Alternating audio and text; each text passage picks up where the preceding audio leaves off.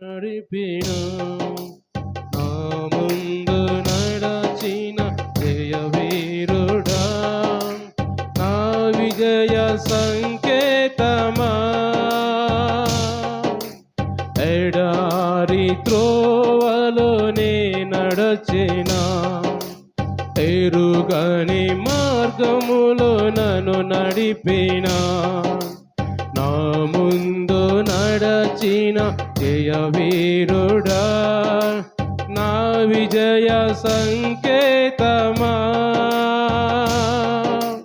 నీవే నీవే నా ఆనందము నీవే నీవే నా ఆధారము పాడదాం నీవే నీవే నా ఆనందము నీవే నా ఆధారము సుమధుర స్వరముల గానాలతో వేలాది దూతల కళములతో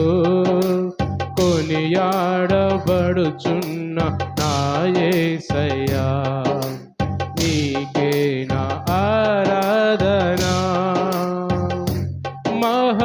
మహదానందమే నాలో పరవశమే నిన్ను స్తుతించిన ప్రతి క్షణం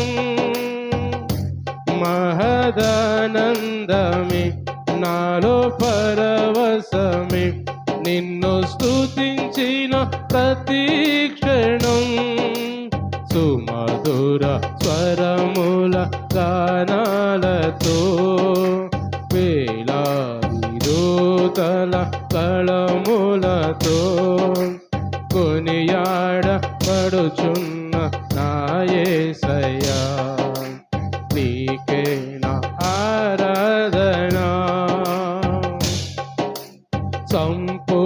సంపూర్ణమైన నీ చిత్తమే అనుకూలమైన సంకల్పమే జరిగించుచున్నావు నన్ను విడువక నా ధైర్యము నీవేగా సంపూర్ణమైన నీ చిత్తమే అనుకూలమైన సంకల్పమే జరిగించుచున్నావు నన్ను విడువక నా ధైర్యము నీవేగా నీవే నీవే నా జయ గీతము నీవే నీవే నా స్తుతి గీతము నీవే నీవే నా జయ గీతము నీవే నా స్తుతి గీతము సుమధుర స్వరముల గానాలతో వేలాది దూతల కళములతో కొనియాడబడుచున్న నా యేసయ్యా నీకే నా ఆరాధన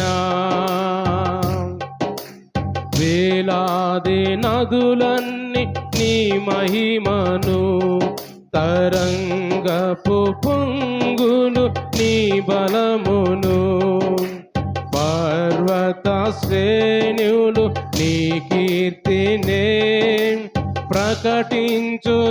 ప్రకటించుచున్నవేగా వేలాది నదులన్నీ నీ మహిమను తరంగపు పొంగులు నీ బలమును పర్వత శ్రేణులు నీ కీర్తినే ప్రకటించుచున్నవేగా నీవే నీవే నా అతిశయము నీకే నీకే నా ఆరాధన నీవే నీవే నా అతిశయము నీకే నా ఆరాధన సుమధుర స్వరముల గాన గానాలతో వేలాది దూతల కళములతో కొనియాడబడుచున్న నా యేసయ్యా. నీకే నా ఆరాధన మహదానందమే నాలో పరవశమే. నిన్ను స్తుతించిన ప్రతి క్షణం మహదానందమే నాలో పరవశమే. నిన్ను స్తుతించిన ప్రతి క్షణం సుమధుర స్వరముల గానాలతో వేలాది దూతల కళములతో జాడబడుచున్న నా యేసయ్యా. నీకే నా ఆరాధన. అవునయ్యా, దేవానికి స్తోత్రమయ్యా, వందనాలు ప్రభా. అయ్యా, అనేక మంది ప్రభా దూతల చేత, చెరూబుల చేత, కెరూబుల చేత నాయన అయ్యో తండ్రి అయ్యా కొనియాడపరుచు నిత్యం ప్రభా పరిశుద్ధుడు పరిశుద్ధుడు పరిశుద్ధుడు అని ప్రభా నిత్యము ఆరాధించబడుతున్న దేవా నీకు వందనాలు స్తోత్రాలయ్యా. అవునయ్యా, ఓ తండ్రి, అది పరలోక రాజ్యాన్ని విడిచిపెట్టిన ఆయన మా చేత మనుషుల చేత ఆరాధించబడడానికి భూమికి దిగి వచ్చింది దేవా. నీకు స్తోత్రాలు వందనాలు చెల్లించుకున్నావు నాయన, మీకు స్తుతులు చెల్లించుకున్నాము ప్రభా. యా ఇదిగో నాయన పరిశుద్ధురా పరిశుద్ధురా మమ్మల్ని కాపాడుతున్న దేవా నీకు వందనాలు. నీ చిత్తం మా జీవితాలు జరిగిస్తున్న దేవా నీకు వందనాలు స్తోత్రాలయ్యా. అవును ప్రభా, నదులు పర్వతాలు నాయన అయ్యా ఇదిగో తండ్రి నాయన పర్వత శ్రేణులు ప్రభా నీ నామాన్ని నీ కీర్తిని ప్రభా ఎలా ప్రకటించున్నావు ప్రభా. అయ్యా మేము కూడా నీ నామాన్ని ప్రకటించేవారిగా, నీ కీర్తిని ప్రచురించేవారిగా, మీ గుణాతిశయములు ప్రచురించేవారిగా మేము కూడా ఉండడానికి సహాయం చేయండి ప్రభా అని దేవుణ్ణి స్తుతిస్తూ దేవుని ఘనపరుస్తూ ప్రార్థన చేద్దాం. చిన్న ప్రార్థన చేసుకుందాం. అందాజు పాస్టర్ గారు చిన్న ప్రార్థన చేస్తారు. ప్రార్థన చేసుకుందాం అందరూ కూడా. ప్రార్థన లేఖిపోయితాం. స్తోత్రం స్తోత్రం స్తోత్రం స్తోత్రం స్తోత్రం స్తోత్రమయ్యా స్తోత్రమయ్యా స్తోత్రం. ప్రార్థన లేఖిపోయితాం. స్తుతి స్తుతి స్తుతి స్తుతి స్తోత్రాలు నాయన. అయ్యా ఇదిగో తండ్రి 21 దినం ఉపవాస ప్రార్థనలో భాగముగా నాయన 9వ రోజు మమ్మలను ప్రవేశపెట్టిన దేవ స్తోత్రాలయ్యా. పాటల ద్వారా మీ నామాన్ని మహిమపరుచుకున్న దేవ స్తోత్రాలు అయ్యా. ఇదిగో ప్రార్థనల ద్వారా మీ నామాన్ని గణపరుచుకున్న దేవ స్తోత్రాలయ్యా. అయ్యా ఇదిగో నాయన ఈ రాత్రి కాల సమయంలో వచ్చిన ప్రతి ఒక్క బిడ్డ మీద నీ ఆత్మ కృమ్మరింపు దయచేయండి. నీ దాసుడు నిలబడి నీ జీవవాక్కులు వివరించుచుండగా నాతో మాతో మీరు మాట్లాడండి నాయన. ఆ వాక్యాన్ని మా హృదయానికి అన్వయించుకొని వాక్యాన్ని గుణముగా నడుచుకోవటానికి సహాయం దయచేయండి అయా. యంత్ర శబ్దాలను కరెంటుని మీ ఆధీనములో ఉంచుకోండి నాయన.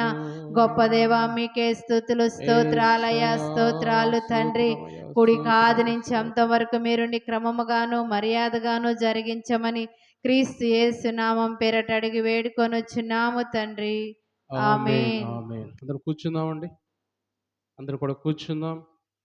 కొద్దిసేపు దేవుని వాక్యం మనం ధ్యానం చేస్తున్నాం. మౌనంగా కూర్చుందాం. పరిశుద్ధాత్మ దేవుడు ఇంతవరకు అయిన సన్నిధి మనకు తోడుగా ఉంచి ఈ 21 రోజు ఉపవాస ప్రార్థనలో 9 రోజులు ఈ రోజుతో అయిపోయినాయి. దాదాపు సగం రోజులు అయిపోయినాయి.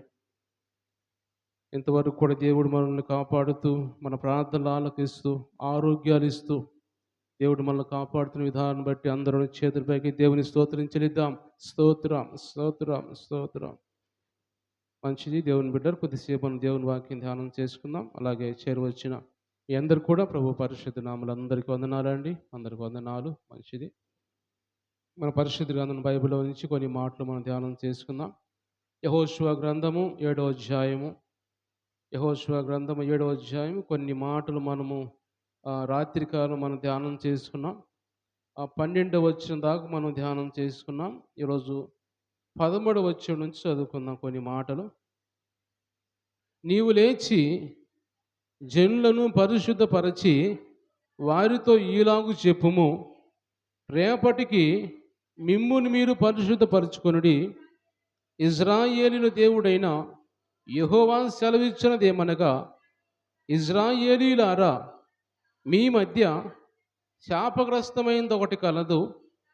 మీరు దానిని మీ మధ్య ఉండకుండా నిర్మూలము చేయు వరకు మీ శత్రువుల ఎదుట మీరు నిలవలేరు. ఉదయమున మీ గోత్రముల వరసను బట్టి మీరు రప్పింపబడుదురు. అప్పుడు యెహోవా ఏ గోత్రము సూచించునో వంశముల వరుస ప్రకారము దగ్గరకు రావలెను. యెహోవా సూచించు వంశము కుటుంబముల ప్రకారము దగ్గరకు రావలెను. యెహోవా సూచించు కుటుంబముల పురుషుల వరస ప్రకారము దగ్గరికి రావలను. అప్పుడు శపితమైనది ఎవని యొద్ద దొరుకునో వాని కలిగిన వారిని అందరినీ అగ్ని చేత కాల్చివేయవలెను.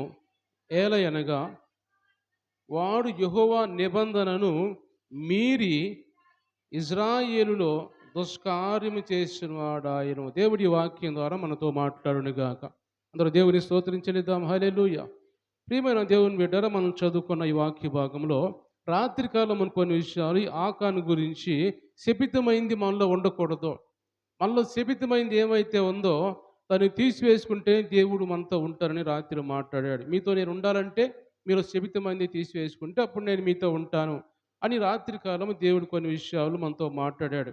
మనలో అలాంటివి ఉండకూడదని, మన శపితమైంది మనలో ఉంటే మనము దేవుని రాజ్యంలో చేరలేమని, సరి చేసుకోవాలని, దేవుని రాజ్యానికి సమీపంగా మనం రావాలంటే అలాంటి మనలో లోక సంబంధించి ఏ మనం ఉండకూడదు, దేవునికి ఆయాసకరమని అని రాత్రికాలం కొన్ని మాటలు ధ్యానం చేస్తాం. ఈరోజు దేవుడు మనతో మాట్లాడుతున్న మాటలు అక్కడి నుంచి దేవుడు మాట్లాడుతూ అన్నాడు, యెహోషువతో అంటున్నాడు, నీవు లేచి జనులను పరిశుద్ధపరిచి వారితో ఇలాగూ చెప్పు అంటే యెహోషువ తోటి దేవుడు మాట్లాడుతున్నాడు.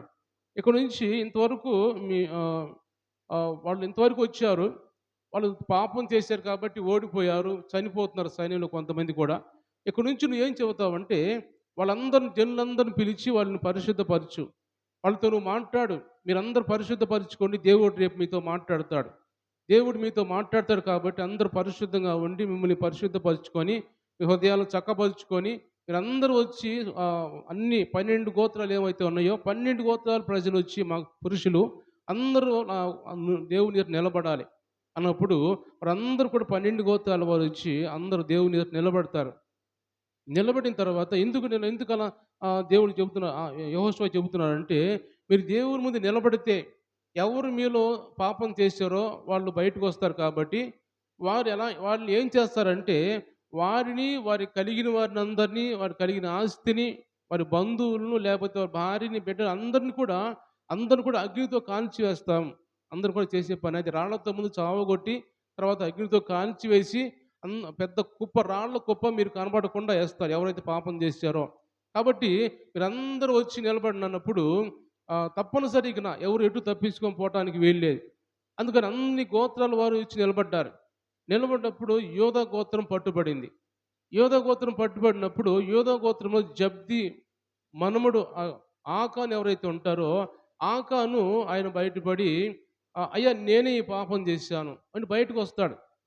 ఈ పాపం చేసింది నేనే అని ఒప్పుకుంటాడు. ఆయన ఒప్పుకొని ఎందుకు అలా చేశావు అని మనం చూసినట్టు దీని వాక్యంలో యెహోషువ అంటాడు 19వ వచనంలో, అప్పుడు యెహోషువ ఆకానుతో, నా కుమారుడా, ఇజ్రాయేలు దేవుడని యెహోవాకు మహిమను చెల్లించి ఆయన ఎదుట ఒప్పుకొని నీవు చేసిన దాన్ని మరుగు చేయకుండా నాకు తెలుపుమని నిన్ను వేడుకొనుచున్నాను చెప్పగా, ఆకాను యెహోషువతో, ఇజ్రాయేలు దేవుడైన యెహోవాకు విరోధముగా నేను పాపం చేసినది నిజము. దేవుడు దోపుడు సొమ్ములో ఒక మంచి షినారు వస్త్రం, పై వస్త్రమును, 200 తులముల వెండిని, 50 తులముల ఎత్తుగల బంగారు కమ్మిని నేను చూసి వాటిని ఆశించి తీసుకొంటిని. అదిగో నా డేరా మధ్య అవి భూమిలో దాచబడి ఉన్నవి, ఆ వెండి దాని కింద ఉన్నదని ఉత్తరమిచ్చి తాను చేసిందంతయు ఒప్పుకొనెను. దేవుని స్తోత్రించలేద్దాం. హల్లెలూయా. ఇక్కడ ఆకాను పట్టుబడ్డాడు. యోధా గోత్రం పట్టుబడింది. పట్టుబడినప్పుడు ఇంకెలాగే దాచుకుంటే ఉపయోగం లేదు అని ముందుకొచ్చి ఇది చేసింది నేనేనయ్యా అని ఎందుకలా చేశారంటే, ఈరోజు దేవుడు మనతో మాట్లాడుతున్న మాటలు కూడా ఏమిటంటే, ఆయన చేసింది ఎందుకు, ఆయన చూసి వాటిని ఆశించాడంట. ఆ ఎత్తుగల బంగారు కమ్మెని కావచ్చు, లేకపోతే వెండిని కావచ్చు, పై వస్త్రం కావచ్చు, వాటిని నేను చూసి వాటిని ఆశించి తీసుకుంటుని. అంటే ఈ ఆకాను కళ్ళు ఎలా ఉన్నాయంటే చూసిన దాన్ని ఆశించేవాడిగా ఉన్నాడు. చూసిన దాన్ని దేవుడు చెప్పాడు. నేను ఒక నిబంధన మీతో చేస్తున్నాను. ఈ నిబంధన మీరు మీరొద్దు అని ఒక నిబంధన ఎక్కడ చేశాడు? చదివినట్టయితే 6వ అధ్యాయంలో నేను చదువుతున్నాను, జాగ్రత్తగా వినండి. 6వ అధ్యాయం 18వ వచనంలో, శపించబడిన దానిలో కొంచెమైనను మీరు తీసుకొనిన యెడల మీరు శాపగ్రస్తులై ఇశ్రాయేలుల పాళెమునకు శాపం తెప్పించి దానికి బాధ కలుగజేయుదురు గనుక శపింపబడిన దాన్ని మీరు ముట్టకూడదు. ముందుగానే చెప్పాడు దేవుడు. ముందుగానే దేవుడు చెప్పాడు. మీరు శపించబడిన దాన్ని మీరు ముట్టకూడదు. ముట్టితే ఏమైద్ది? మీ వలన ఇశ్రాయేలు ప్రజలందరూ కూడా పాపంలో పడిపోతారు. వాళ్ళందరూ ఇబ్బంది పడిపోతారు కాబట్టి మీరు ముట్టకూడదు అని ముందుగానే చెప్పాడు. చెప్పినా కానీ ఆకాను కళ్ళు ఆశ కలిగి ఆశించి వాటిని చూసి వాటిని తీసుకోవాలని ఆశపడ్డాడు. దేవుడు చెప్పిన మాటని నిబంధన మీరాడు. దేవుడు దేవాది దేవుడు చెప్పిన మాట నిబంధన మీరి మనం గమనించినట్టయితే ఇప్పుడు ఒక ఆలోచన చేసినట్టయితే అందరూ వెళుతున్నారు. అందరూ సమాజం అంతా వెళుతున్నారు. అందరూ వెళ్ళినప్పుడు ఆ పట్టణాన్ని కాల్చివేసిన తర్వాత ఆ పట్టణంలో ఏవైతే ఉంటాయో అన్ని ఇజ్రాయెల్ ప్రజలకే. ఆ తర్వాత హాయి పట్టణానికి వెళ్ళారు. హాయి పట్టణంలో అన్ని కాల్చివేశారు. ఆ తర్వాత కాల్చివేసి దోపుడు సొమ్ముగా అన్ని అక్కడ ఏమైతే ఉన్నాయో అన్ని దోచుకున్నారు, అన్ని తీసుకున్నారు వాళ్ళు ఇజ్రాయెల్ ప్రజలు. అయితే ఈ దేవుడు ఇస్తాడు కదా, మనకి అన్నీ ఇస్తాడు కదా, అవన్నీ మనయే కదా, కనాన్ దేశం పోతే ప్రతిదీ మనదే అనే ఆలోచన ఏమాత్రం లేకుండా దేవుడు చెప్పిన మాట మీరి చూసి ఆశించి, అంటే ఆయన కన్నులు ఎలా ఉన్నాయంటే చూసిన దాన్ని ఆశపడేవాడిగా ఉన్నాడు అక్కాన్. ఈరోజు దేవుడు మనతో మాట్లాడుతున్న మాటలు కూడా మనం కూడా చూసిన దాన్ని ఆశపడకూడదు. చూసిన దాన్ని అది ఎలాంటిది, ఇది మంచిదా, దాన్ని తీసుకోవచ్చా, దాన్ని తీసుకోకూడదా, లేకపోతే దాన్ని మనము అనుమతించవచ్చా మన హృదయంలోకి, దాన్ని అనుమతించకూడదా అనే ఆలోచన మనం చేయాలని దేవుడు మాట్లాడుతున్నాడు. చూద్దాం, చాలామంది దానికి ఎదురు వస్తూ ఉంటారు, పోతూ ఉంటారు, రకరకాల వస్తువులు కనపడుతూ ఉంటాయి, రకరకాల మనుషులు కనపడుతూ ఉంటారు. అన్ని కనపడుతుంటారు కదా, దాన్ని మనం చూసి ఆశించకూడదు. ఎందుకంటే మనము లోకస్తులం కాదు, దేవుని ఎరగని వారం కాదు, మనం క్రైస్తవులం కాబట్టి, బైబిల్ ఎరిగిన వారం కాబట్టి, వాక్యం ఎరిగిన వారం కాబట్టి మనము మన చూపు పరిశుద్ధంగా ఉండాలి. అందుకే అంటాడు దేవుని వాక్యంలో మత్తయి సువార్త 5వ అధ్యాయం మనం చూసినట్టయితే, మత్తయి సువార్త 5వ అధ్యాయంలో 29వ వచనం మనం చూస్తే అక్కడ దేవుడు యేసు ప్రభువే మాట్లాడుతున్న ఒక మాట చూడండి. అక్కడ 5:29 చదవమ్మా. నీ కుడికను నిన్ను అభ్యంతరపరిచిన ఎడల దాన్ని పెరికి నీ యొద్ద నుంచి పారవేయము. నీ దేహమంతయు నరకములో పడవేయబడకుండా నీ అవయవముల్లో ఒకటి నశించుట నీకు ప్రయోజనము కదా. దేవుని స్తోత్రం చెల్లిద్దాం. హల్లెలూయా. అందుకే అంటున్నాడు యేసు ప్రభు ముందుగానే ఎరిగాడు వీళ్ళ పద్ధతి, వీళ్ళ వ్యవహారాలు ముందుగానే తెలిసి యేసు ప్రభు మాట్లాడుతున్నాడు. ఒకవేళ నీ కన్ను నిన్ను అభ్యంతర పడితే దాన్ని పెరికివేయి. ఎందుకంటే నువ్వు దేహమంతా 2 కళ్ళు పెట్టుకొని దేహమంతా నరకంలో పడే కంటే అది పాపం చేసింది ఒక కన్నే కాబట్టి ఆ కన్ను తీసి పక్కన పెడితే మిగిలిన దేహం అంతా పరిశుద్ధంగా ఉంటుంది. అప్పుడు నువ్వు పరలోక రాజ్యం వెళ్తావు. అది కాబట్టి నీలో ఉన్న పాపాన్ని అలాగే పెట్టుకుంటే దానివల్ల నువ్వు దేహం అంతా నరకంలో పడిపోతావు. కాబట్టి నీదేదో ఒకటి ఏమైతే ఉందో దాన్ని తీసి పక్కన పడే, దాన్ని పెరిగివేయి. అంటే మనలో ఏ ఆశించి మనం తీసుకొని మన హృదయాలు దాచుకుంటున్నామో, లేకపోతే లోకం సంబంధించినవి ఏమైతే మన హృదయంలో దాచుకొని అలా ఉంటున్నామో దాన్ని ఒక్కొక్క దాన్ని పెరిగి పక్కన పడేయమన్నాడు దేవుడు. దాన్ని పెరిగి పక్కన పడేయండి. ఎందుకంటే దాని ఒక్కదాని వల్ల మన హృదయం అంతా, మన జీవితం అంతా నరకంలో పడిపోయేది కాబట్టి ఒక్కటి తీసి పక్కన పెట్టుకుంటే నీ హృదయం అంతా పరిశుద్ధంగా ఉంటుంది. కాబట్టి అలాగే మీరు చూసిన దాన్ని ఆశపడబాకండి. దేన్ని ఆశించాలో లేకపోతే దేన్ని పొందుకోవాలో మా వాక్యం మనం చూసినట్టయితే కీర్తన గ్రంథం మనం చూసినట్టయితే కీర్తన గ్రంథం 45వ కీర్తనలో అక్కడ మొదటి వచనం రాయబడిన మాట ఏమంటే, దుప్పి నీటి వాగుల కోసం ఆశపడినట్టు దేవా నీ కొరకు నా ప్రాణం ఆశపడుతుంది అంటాడు. అంటే దేవుని మీద గమనించినట్టయితే మనం దేనికోసం ఆశపడాలి, దేవుని కోసం మనం ప్రయాసపడాలంటే దేవుని కోసం మనం ఆశపడాలి, దేవుని చూసే దానికోసం మనం ఆశపడాలి. కీర్తన గ్రంథంలో అక్కడ మనం చూసినట్టయితే 42 దుప్పి నీటి వాగుల కొరకు ఆశపడినట్టు దేవా నీ కొరకు నా ప్రాణము ఆశపడుచున్నది. నా ప్రాణము దేవుని కొరకు తృష్ణ కూరుచున్నది, జీవము గల దేవుని కొరకు తృష్ణ కొనుచున్నది. చాలమ్మా. గమనించినట్టయితే ఇక్కడ చూసిన వాక్య భాగంలో దుప్పి దేనికోసం పరిగెత్తుతూ ఉంటుంది అంటే అది నీటి వాగుల కోసం పరిగెత్తుతూ ఉంటుంది. నీళ్ళు ఎక్కడ ఉండయా అని పరిగెత్తు ఉంటూ పోతుంది. అలాగ నేను కూడా ప్రభువా నీ కోసం నా ప్రాణము నీ కోసం అలా పరిగెత్తుతుంది, అలా ఆశపడుతుంది అని. దేనికోసం అని ఆశపడాలంటే దేవుని కోసం ఆశపడాలి. దేవుని చూడాలి, దేవుని సన్నిధికి వెళ్ళాలి. దావీదు చాలా సార్లు మాట్లాడుతుంటాడు దావీదు కూడా. నేను దేవుని మందిరంలోకి వెళ్ళి దేవుని మందిరంలో ఆయన ప్రసన్నతను చూడాలని ఆశపడుతున్నాను. ఆయన ఎక్కడో అరణ్యంలో తిరుగుతున్నప్పుడు చాలా బాధతో ఉంటాడు దావీదు. నేను దేవుని సన్నిధికి ఎప్పుడు వెళ్ళాలి, ఎప్పుడు ఆయన సన్నిధిలోకి వెళ్ళాలి, ఎప్పుడు ఆయన ప్రసన్నతను చూడాలి నేను అని ఆశపడుతూ ఉంటాడు. ఎందుకంటే దేవుని గురించి మనం ఆశపడేవాడిగా ఉండాలి కానీ లోకాన్ని గురించి ఆశపడేవాడిగా ఉండకూడదు. అందుకే అంటాడు, యోబు అంటాడు ఒక మాట. యోబు గ్రంథం 31వ అధ్యాయం మనం చూసినట్టయితే యోబు ఒక శ్రేష్టమైన మంచి మాట అక్కడ అంటాడు. చదువుదాం ఒకసారి. నేను నా కన్నులతో నిబంధన చేసుకుంటుని, కన్నికను నేను ఎలాగ చూచుదును, అలాగ చేసిన ఎడల పరమున ఉన్న దేవుని ఆజ్ఞ ఏమగును. దేవుని స్తోత్రం చెల్లిద్దాం. హల్లెలూయా. యోబంటున్నాడు ఇక్కడ. ఎందుకంటే వాళ్ళ స్నేహితులు వచ్చి రకరకాలుగా మాట్లాడుతున్నారు. నువ్వు ఎవరిని చేసావో, నువ్వు ఎవరిని చూసావో, ఎవరిని అన్యాయం చేసావో, ఎవరికి నువ్వు బలం లేని వాళ్ళకి బలపరచకుండా, ఆ పేదవాళ్ళని చూడకుండా నువ్వు ఎవరిని ఏం చేసావో అందుకు నీకు ఇతను ఇలా వచ్చిందని స్నేహితులు ఆయన దూషిస్తూ ఉంటారు. అందుకే అంటాడు, మాట్లాడుతూ అంటాడు, నేను నా కన్నులతో నిబంధన చేసుకున్నాను నేను. నేను ఎవరిని చూడను. కన్నికి నేను ఎలా చూసేది నేను? ఒకవేళ చూసి దేన్నైనా ఆశిస్తే సర్వశక్తుడు అంటే దేనిని చూసి నేను ఆశించినట్టయితే అలాగ చేస్తే పరమున ఉన్న దేవుని ఆజ్ఞ ఏమగును? దేవుని ఆజ్ఞని పాటించేవాడిని కానీ నేను దేనిని చూసి ఆశించేవాడిని కాదు నేను అని యోబు ఒక శ్రేష్టమైన మాట. అంటే మన కన్నులతో మనం నిబంధన చేసుకోవాలి. ఒక తీర్మానం మనం చేసుకోవాలి. ప్రభా నేను నిన్ను చూడాలి, నిన్నే చూడాలి. నేను ఉదయం లేస్తే నీ వాక్యం చూడాలి. నేను ఉదయం లేచి నీ బైబిల్ చదవాలి ప్రభా. నేను ఉదయం లేచి నిన్ను తలుచుకోవాలి ప్రభా. నిన్నే చూడాలి. నేను ఇంకా ఏ లోక సంబంధించిన దాని మీద నా దృష్టి పడకూడదు.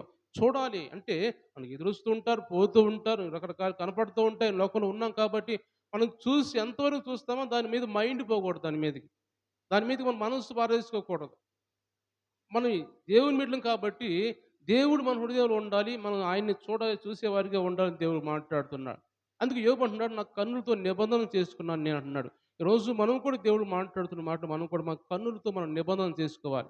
ప్రభా వ్యర్థమైన వాటిని నేను చూడను ప్రభా. అందుకే అన్నాడు యేసు, అందుకే అంటున్నాడు, ఒకవేళ నీ కన్ను నిన్ను అభ్యంతర పడితే ఆ అభ్యంతర పట్టి దాన్ని పక్కన పెట్టేస్తే, ఒకవేళ నీ చెయ్యి నిన్ను అభ్యంతర పడితే ఆ ఒక చెయ్యి తీసి పక్కన పెట్టేసి మిగిలిన దేహం అంతా పరలోక రాజ్యంలోకి వెళ్తావు, అగ్నిగుండంలో పడకుండా కాపాడబడతావు అని ఇక్కడ దేవుడు మాట్లాడుతున్నాడు. గమనించినట్టు దేవుని బిడ్డారా, గేహాజీ గురించి కూడా మనం చూసామంటైతే రాజుల 2వ గ్రంథంలో 5వ అధ్యాయంలో గేహాజీ గురించి మనం చూస్తే గేహాజీ కూడా నయమాన్ తెచ్చిన సొమ్మును ఆశిస్తాడు. నయమాన్ తెచ్చిన ఏమైతే వెండి కావచ్చు, లేకపోతే వస్త్రాలు కావచ్చు, తెచ్చిన వాటిని ఎలీషా నాకు వద్దు, నాకు అవసరం లేదు, నువ్వు నీ కాటు నేను తీసుకోను అని ఎలీషా ప్రవక్త మాట్లాడినప్పుడు అప్పుడు వెంటనే కొనుక్కొని సనుక్కొని నా యజమానికి తీసుకునే ఆశ లేదు, నేనన్నా తీసుకోవాలి పోయి అని చెప్పి చాటుగా వెళ్ళి నయమాన్ దగ్గరికి వెళ్ళి 2 దుస్తులు, వస్త్రాలు, వెండి కొన్ని తీసుకొని ఆశించి వస్తాడు. ఆశించి తీసుకొని వచ్చి తన ఇంట్లో దాచిపెట్టుకుంటాడు. అంటే యాకాను ఎలాగో తెచ్చి దాచిపెట్టుకున్నాడో ఆయన షినారు వస్త్రాలు, బంగారము, ఈ వెండి తెచ్చి ఎలా దాచిపెట్టున్నాడు గుడారంలో, ఈ గేహాజీ కూడా తెచ్చి దాచిపెట్టుకున్నాడు. దాచిపెట్టినప్పుడు దేవుడు చూశాడు. దేవుని సేవకుడు కాబట్టి, రెండంతలు కలిగిన ఆత్మ కలిగిన వాడు కాబట్టి ఎలీషా ప్రవక్త తెలుసుకున్నాడు ఎక్కడికి పోయాడా, ఏం తీసుకున్నాడా అన్నీ దేవుడు చెప్పేశాడు. చూసి ఎక్కడికి పోయా గేహాజీ అంటే, నేను ఎక్కడికి పోయినా ఇక్కడే ఉన్నానయ్యా అన్నాడు. లేదు లేదు, నా ఆత్మ నీతో రాలేదా, నువ్వు ఎక్కడికి వెళ్ళి నాకు తెలియదా, నువ్వేం చేసావు, ఇది అవసరమా ఇప్పుడు మనకి, ఈ ఆశించి ఈ మనం డబ్బు తీసుకొని, వస్తువులు తీసుకొని, లేకపోతే బంగారం వెండి తీసుకొని ఇప్పుడు మనం సంపాదించుకోవాల్సిన సమయమా ఇది, ద్రాక్ష తోటలు కొనే సమయమా ఇది మనకి, ఇది అవసరం మనకి అని గేహాజీ తోటి ఎలీషా ప్రవక్త మాట్లాడి వెంటనే అంటాడు, ఏమైతే తీసుకున్నావో, ఏమైతే ఆశించి నువ్వు పోయావో, నువ్వు ఆశించిపోయావు కాబట్టి నయమ నుంచి పోయిన కుష్టి వ్యాధి మరలా నీకు వచ్చింది, నీ సంతానానికి కూడా వచ్చింది, ఈ సంతానం అంతా కుష్టి వ్యాధితో బాధపడతారని మాట్లాడతాడు. అంటే దేని ఆశించి, లోకాన్ని ఆశించిపోయినందువల్ల ఏమొచ్చింది, దానికి నష్టపోయాడు. అలాగే ఇప్పుడు ఆకాను గురించి మనం చూస్తే ఆకాను కూడా ఆయన లోకం సంబంధించిన దానికి ఆశపడ్డాడు. ఆ బంగారం కోసం, వెండి కోసం, వస్త్రం కోసం ఆశపడి ఇప్పుడు ఏమి తర్వాత ఏమైంది, తన కుటుంబాన్ని కోల్పోయాడు. ఆయన చనిపోయాడు, కుటుంబం అంతా కూడా అందరు కూడా రాళ్లతో కొట్టబడి చంపబడ్డారు వాళ్ళందరూ కూడా. కాబట్టి ఈరోజు దేవుడు మనతో మాట్లాడుతున్న మాటలు కూడా మనము కూడా మన కన్నులతో ఒక నిబంధన చేసుకోవాలి. ప్రభా, నేను దేన్ని చూడాలో, దేన్ని చూడకూడదో నాకు ఒక ఆలోచన, జ్ఞానం దయచేయండి ప్రభా. చూసినా దాన్ని కొన్ని కొన్ని విషయాలు నీకు వ్యతిరేకమైన కొన్ని చూసినా కానీ వాటిని నా మనస్సులో పెట్టుకోవద్దు. చూసి వదిలేయాలి. అంతేగాని దాని గురించి ఆలోచన చేస్తూ ఉంటే ఆ సాతాను వచ్చి ఇంకా మనల్ని ప్రేరేపిస్తూ ఉంటాడు. ఇంకా ఆలోచన పెంచుతూ ఉంటాడు. ఇంకా దాని గురించి పూర్తిగా లోతుగా మనల్ని పట్టుకుంటాడు. ఇంకా దాని గురించి ఆలోచన పొద్దుగా అదే ఆలోచనలు వస్తూ ఉంటాయి మనకి. కాబట్టి మనము చూసి వదిలేసేయాలి గానీ దాని మీద మనం ఆశ పెట్టుకోకూడదని దేవుడు మనతో మాట్లాడుతున్నాడు. కాబట్టి దేవుని బిడ్డలు మనం చూస్తుంటే దేవుని వాక్యాలు కూడా ఆదాము, హవ్వ కూడా చూసి ఆశించింది హవ్వ. పండు తినవద్దంటే పండు చూసింది, ఆశించింది ఆమె.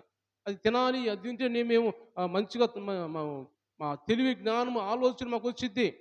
మేము దేవుని వలె ఉంటాం, దేవదూతల వలె ఉంటాం అని ఆశపడి ఆ పండు తినొద్దన్న పండు తిని తర్వాత ఏం పాపంలో పడిపోయారు ఇద్దరు కూడా. లేకుంటే వాళ్ళు మహిమ శరీరాలతో ఉన్నవారు. మనలాంటి శరీరాలు కాదయి. మహిమ శరీరంతో ఉన్న వాళ్ళు పాపంలో పడిపోయిన తర్వాత, శరీరం మారిపోయిన తర్వాత వాళ్ళకి పాపపు కోరికలు వచ్చేసినాయి మనస్సులోకి. అందువల్ల పాపంలో పడిపోయి వాళ్ళు అలాగ పాపం చేసిన వారుగా అయిపోయారు. శపించబడిన వారుగా అయిపోయారు. కాబట్టి దేవుని బిడ్డలు గమనించినట్టయితే ఇంకా చాలా విషయాలు మనం చెప్పుకోవచ్చు కానీ మనకు సమయం తక్కువగా ఉంది. చాలా విషయాలు మనం చెప్పుకోవచ్చు. చూసి ఆశించి వాళ్ళు పడిపోయి, లోకంలో పడిపోయి విగ్రహారాధన చేసిన వాళ్ళు సొలొమోను గురించి మనం చూస్తే మొదటి గ్రంథంలో 13వ అధ్యాయం చూస్తే 11వ అధ్యాయంలో అక్కడ రాయబడిన మాట ఏమిటి ఉంటాయంటే సొలొమోను చూసి అనేక మంది భార్యల్ని, అనేక మంది రాజకుమార్తెల్ని ఆయన ఎక్కడికి పోతాడో అక్కడ చూసిన వాళ్ళందరిని పెళ్లి చేసుకొని వస్తున్నాడు. అలా చేసుకొని 1000 మంది భార్యలను చేసుకున్నాడు. అంటే ఆయన అంటున్నాడు, నేను ఏమి చూసానో దాన్ని అనుభవించాలనుకున్నాను. ఏమి నా హృదయంతో ఏమి ఆలోచన చేశానో దాన్ని నేను అన్నీ అనుభవించాను, అన్నీ సంపాదించుకున్నాను. ప్రసంగి 2వ గ్రంథం రాయబడిన మాట ఉంటాయి అక్కడ, నేను అన్నీ అనుభవించాను. తర్వాత ఇవన్నీ చూస్తే ఇవన్నీ శూన్యంగా నాకు కనపడుతున్నాయి. వీటిలో ఏమి లేదు, వీటి వల్ల ఏం ప్రయోజనం లేదు నాకు. కాబట్టి దేవుని మీద గమనించినట్టయితే మనం కూడా ఈ లోక సంబంధించిన వాటిని చూసి ఆశించి వాటి వెంట పడినందువల్ల మనకి ప్రయోజనం ఉండదు. అందుకే సొలొమోను చివరికి పశ్చాత్తాపడి చివరికి ఆయన ప్రసంగి అనే గ్రంథం రాస్తాడు. ప్రసంగి గ్రంథం రాసింది ఎందుకంటే ఆయన పశ్చాత్తాపడిన గ్రంథం అది. నేను ఇలా చేశాను, ఇలా అనుకున్నాను కానీ ఏం ప్రయోజనం లేదు. దేవుడు తప్ప, దేవుని సన్నిధిలో ఉంటుంది తప్ప మరొకటి మంచిది ఏది కూడా లేదు అనే విధంగా సొలొమోను రాస్తాడు ఆ గ్రంథాన్ని.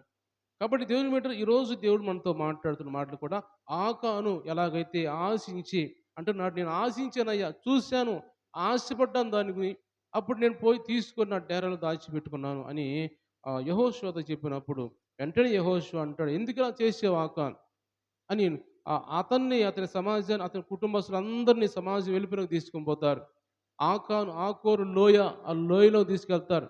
అక్కడ అందరినీ ఒకసారి పెట్టి ఆయన వస్తువులు, ఆయన సంబంధించినవన్నీ కూడా, ఆస్తి, కుటుంబం, భార్య, బిడ్డలు ఎవరైతే ఉన్నారో అందరినీ ఒక ఆకోరు లోయలో తీసుకెళ్లి కూర్చోబెట్టి అందరు కూడా లోయలో ఉన్న వారి మీద రాళ్ళేసి అందరినీ చంపేస్తారు.